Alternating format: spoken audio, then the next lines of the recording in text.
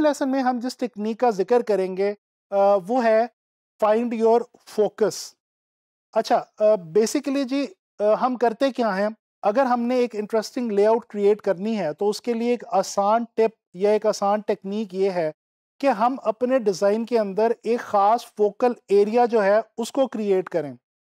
Basically होता क्या है कि किसी भी डिज़ाइन के अंदर या किसी भी लेआउट के अंदर कोई भी जो ख़ास फोकल एरिया होता है वो उस लेआउट की जान होती है, और वही वो एक ख़ास एलिमेंट होता है जिसकी बेस पे इंटरेस्ट क्रिएट होता है उसके देखने वाले के लिए, और देखने वाले जो हैं वो अट्रैक्ट होते हैं बड़ी आसानी के साथ उस लेआउट की तरफ।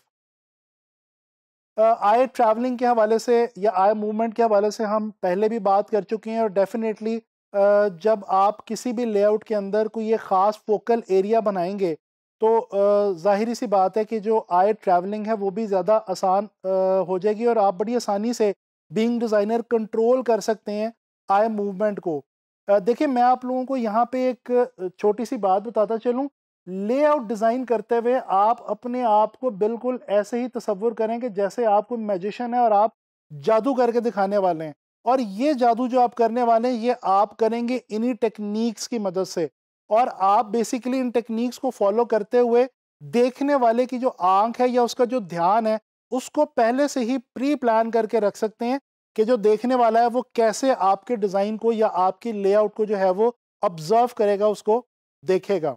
ठीक है जी।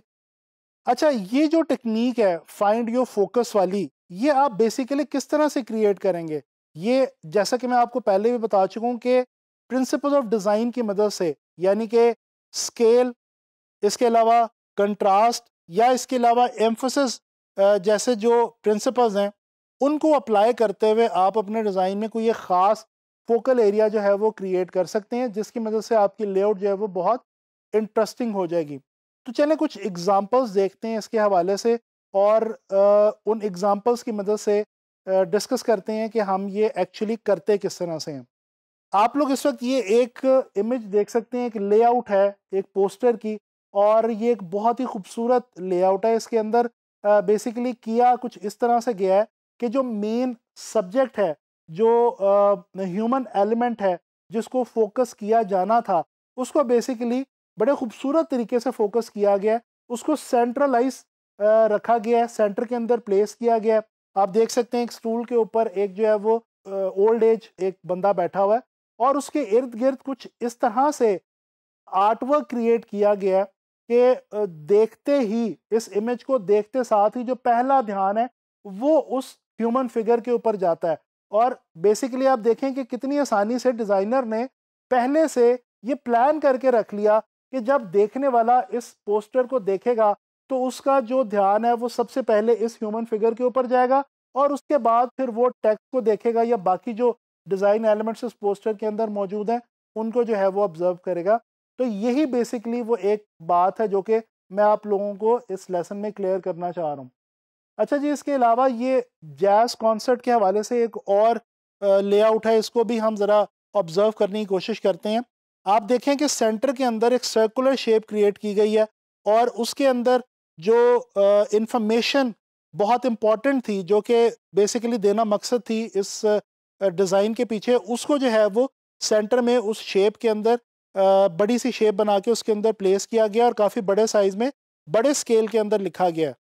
अब ये जो जैज़ कॉन्सर्ट लिखा गया है, इसके स्केल की मदद से बड़ी आसानी से जो है वो इस जैज़ कॉन्सर्ट का जो वर्ड है इसको जो है वो बेसिकली फोकल एरिया बना दिया गया है, और देखते साथ ही ध्यान जो है वो इसी के ऊपर जाता है, और उसके बाद फिर जो बाकी की जो तमाम विजुअल एलिमेंट्स हैं उनको देखते हुए जो आय है वो बाहर निकल जाती है।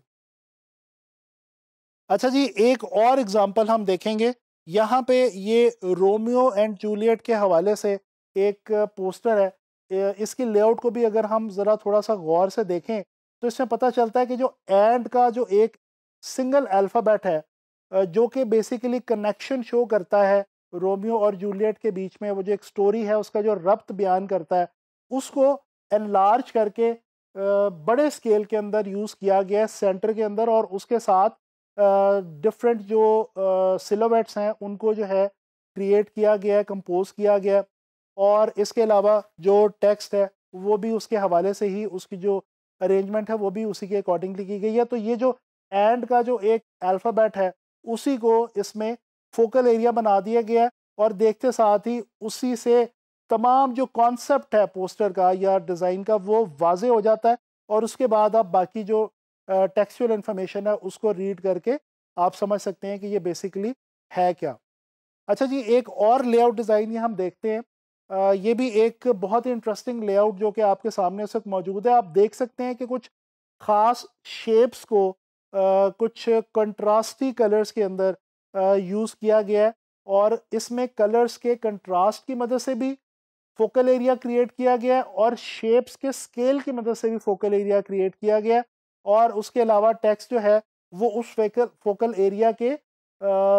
करीब या उसके इर्द गिर्द जो है वो बड़े खूबसूरत तरीके से प्लेस किया गया है, अरेंज किया गया है। तो इस विजुअल में भी आप देख सकते हैं कि फोकल एरिया को क्रिएट करके बड़ी आसानी से एक तो मैसेज भी जो है वो भी पता चल रहा है, ध्यान भी जो है वो भी बड़ा आसानी से जो है वो कंट्रोल किया जा सकता है। यानी कि आई मूवमेंट जो है वो कंट्रोल की गई है इस डिज़ाइन के अंदर बहुत खूबसूरती के साथ। तो ये कुछ एग्जांपल्स मैंने आप लोगों से शेयर किए, और इनके हवाले से मैंने आपको ये गाइड करना चाहा कि आप अपने डिज़ाइन के अंदर कितनी आसानी से जो फोकल एरिया कोई भी क्रिएट कर सकते हैं, और उस फोकल एरिया की मदद से आप अपना ना सिर्फ मैसेज आसानी के साथ क्लियर कर सकते हैं, बल्कि अपनी लेआउट्स को बहुत ज़्यादा विजुअली इंटरेस्टिंग बना सकते हैं। और आपने देखा कि जो प्रिंसिपल्स ऑफ डिज़ाइन है वही इस सारी टेक्निक के पीछे जो है वो कार फरमा रहे, और उन्हीं की मदद से हम लोगों ने ये टेक्निक जो है वो अप्लाई करके जो है वो देखी, और हमने देखा कि किस तरह से विजुअल्स के अंदर जो एग्जांपल्स हमने देखी उसके अंदर हमने ये ऑब्जर्व करने की कोशिश की कि कितनी खूबसूरती से प्रिंसिपल्स की मदद से ये टेक्निक अप्लाई की गई फोकल एरिया की। अब आप लोग भी जब लेआउट क्रिएट करें तो ये टेक्निक आपको मालूम पड़ गई है, आपको इसके बारे में इंफॉर्मेशन मिल चुकी है। अब आप लोगों ने अपनी लेआउट्स के अंदर इस टेक्निक को अप्लाई करके देखना है, और कोशिश करनी है कि फोकल एरिया क्रिएट करके उसके अकॉर्डिंगली एक बहुत खूबसूरत लेआउट बनाएं। और इंशाल्लाह ताला मैं उम्मीद करता हूँ कि आप लोगों को इसकी समझ आ गई होगी। मज़ीद इसको एक्सप्लोर करें। आने वाले लेसन में लेआउट के हवाले से कुछ मज़ीद इन्फॉर्मेशन आप लोगों के साथ शेयर करूँगा।